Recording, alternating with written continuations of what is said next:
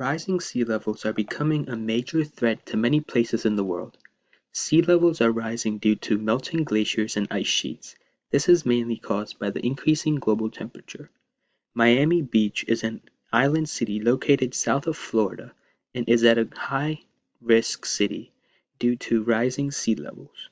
Miami is vulnerable to sea level rise because it's built on limestone, which allows water to easily move through it, which makes the city susceptible to rising sea levels.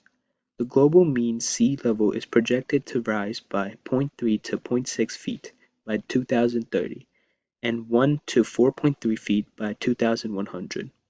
According to research performed by Yale, a sea level rise of 4 to 6 feet would physically displace about 800,000 residents and would cause more than $145 billion lost in real estate.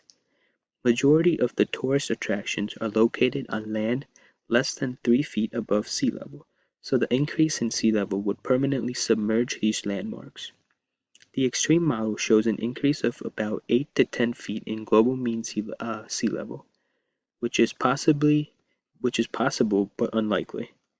An increase so drastic could submerge Miami City almost entirely underwater.